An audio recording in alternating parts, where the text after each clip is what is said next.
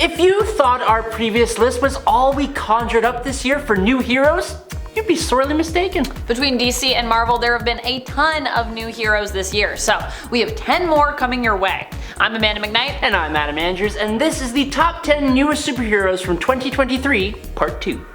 Which superhero story from this year was your favorite? Let us know. Down there. Number 10, Ash. Ash is really just known as Ash, I believe in the comics, but he's also been separately identified as Ash II or Ash II as well, because there's already a Green Lantern who is known by the name of Ash from the New Earth continuity, who is considered to be, I would say, slightly at least more well known, having made more appearances. Ash is a thief, it's true, but he was known for being a mostly harmless, non-violent criminal, and when the Lazarus Storm caught both him and Superman up in it, he actually rose to the occasion and helped an unconscious Superman get to safety.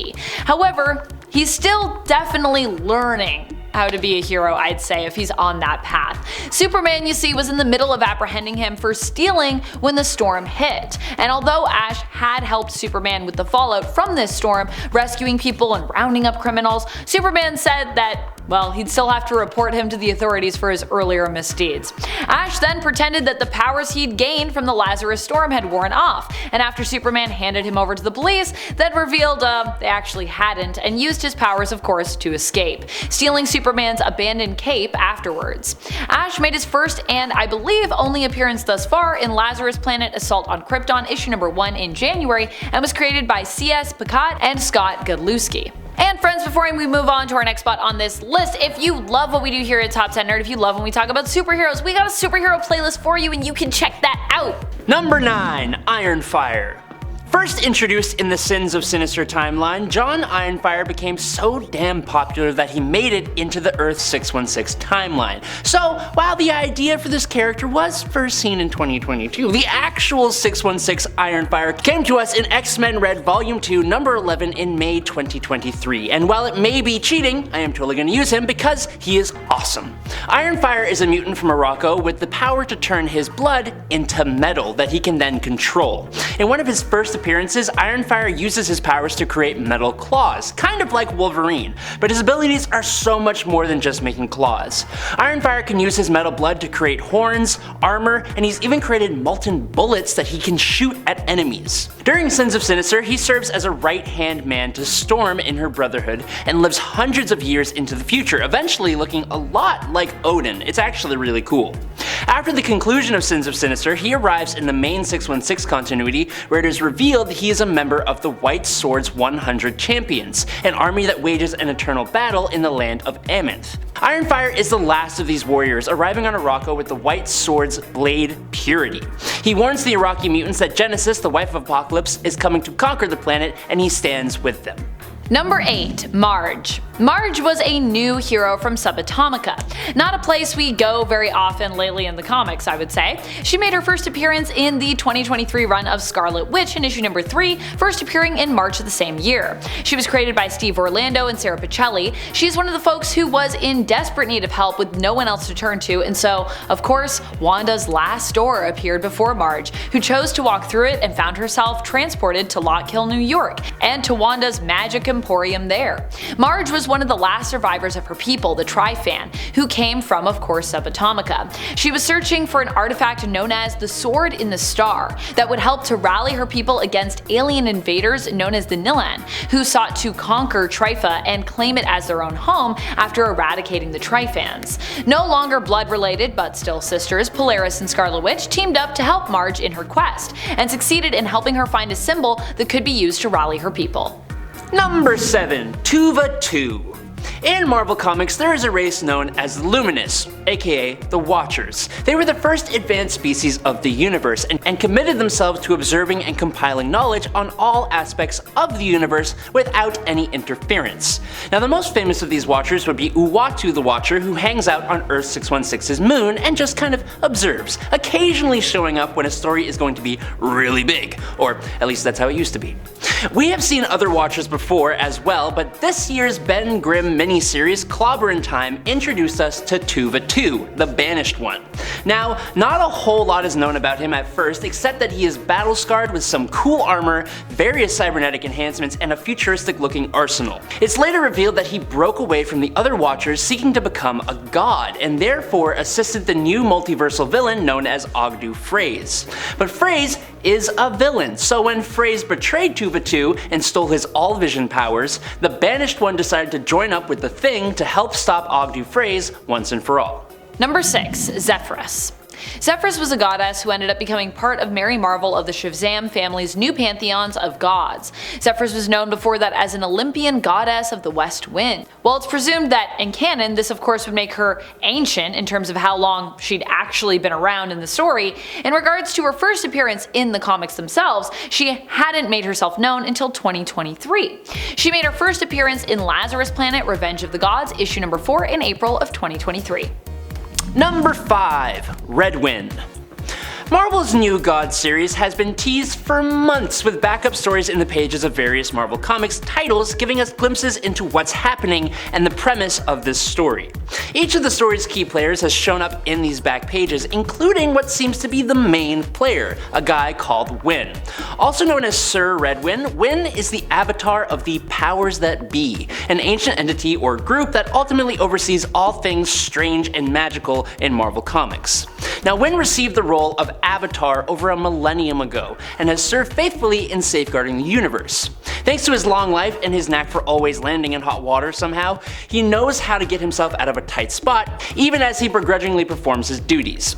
I've seen him often compared to DC's Constantine, and I think that's somewhat accurate, especially in the personality department. Win's position as the avatar of the Powers That Be is only one half of the overarching mythology introduced in Gods. The direct opposite of the Powers That Be are the natural order of things, and they oversee all things purely and perfectly scientific. Now, rather than having a single representative in the form of an avatar like Win, the natural order of things is represented by 100 immortal individuals who comprise the Centum, and one of them is Win's wife, Akomaki. Number 4. Pravitar Pravikar. Okay, so this might kind of be cheating, but I am just so excited for Spider-Man India to get some actual major time in the spotlight, and I loved his characterization so much in the animated Spider-Verse universe / multiverse I guess, that I had to include him here. He actually does come from the same designated Earth number that his comic book counterpart comes from, but I think we still need to consider them alternates of one another, as the animated films still kind of have their own story, which is separate and unique from the comics. Spider-Man India was one of my favorites of the new Spider-Man characters we were introduced to in the animated film. He is Pravitar Pravikar, a young man who has only been Spider-Man on his Earth for 6 months, and already seems to be a straight up master at it, having also been recruited by the Spider Society, which obviously Miles, that makes him feel pretty insecure as a hero. He first appeared in the animated sequel to Into the Spider-Verse Across the Spider-Verse in June of 2023. His creation credits are the same as the version that first appeared in the comics in 2004. He was created by Christopher Miller, Phil Lord, and Dave Callahan. Number 3. Demitri the Science Boy. Win, as the avatar of the Powers That Be, and the Centivars of the natural order of things are all bound by an ancient deal that dictates that the avatar and each Centivar must have a proxy from the other side. For Win, his proxy is the analytical and socially oblivious Demitri Krakow, or Demitri the Science Boy. Demitri has always been drawn to technology, which would actually make him perfect for the natural order of things, but instead he became the begrudging chained apprentice to Win.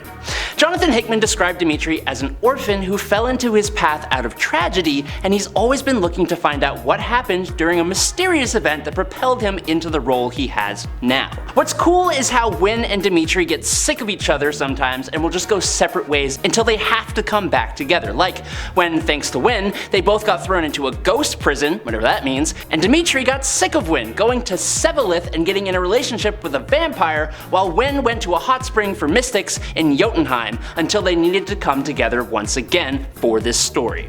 One of the best things about new heroes like the ones on this list is that we get to uncover more and more about them as their comics come out, and I think Demitri may be one that I'm going to pay a lot of attention to. Number 2. Mia the Magic Girl. Mia the Magic Girl is a new hero in the world of comics. She made her first debut appearance only recently in November in Gods issue number 2, so she is super duper new. Initially, we didn't know much about her when she was first announced as a character, and I think part of that that is also because her identity and role in the story is meant to be somewhat mysterious. We're supposed to uncover it as the story unravels. But with her appearance in Gods issue number 2, we got to know a little bit more about her and her origin story. She is inherently magical, and her birth parents are largely unknown to her, as she spent most of her childhood growing up in an orphanage after she was abandoned. The Centum has taken an interest in studying her and has offered knowledge in exchange for her permission to do so. And finally, in at number 1 today is Circuit Breaker. During the Lazarus Planet crossover event, a volcanic eruption leads to Lazarus resin raining down and empowering people all over the world. One of those people was Jules Jourdain, a new transmasculine superhero going by the name Circuit Breaker, who debuted on Valentine's Day 2023. Now, we haven't seen much of Circuit Breaker yet, but he will reportedly wield a power called the Still Force, a counterpoint to DC's Speed Force, which gives super quick heroes like the Flash their power. Now, first introduced in 2018's Justice League number 2, the Still Force is a cosmic force based on inertia, and people who tap into it can suspend motion and even aging, which Gorilla Grodd did when he temporarily stopped the expansion of the entire universe. Being a trans character in DC Comics, we don't know yet how much relevance Jules' gender will have to the overall plot of his stories, but it's reflected in his character design in a few subtle ways. The coolest being the lightning bolt designs on his vest and chest, intentionally designed to resemble top surgery scars. While indie comics have been lush with representation for a while, mainstream superhero comics have lagged far behind in representation, and as one of DC's biggest new heroes, Circuit Breaker is a welcome addition. That's all we got, nerds. Thank you so much for watching today on Top 10 Nerd. We will catch you on the flippy flop, but until then, You stay nerdy, YouTube.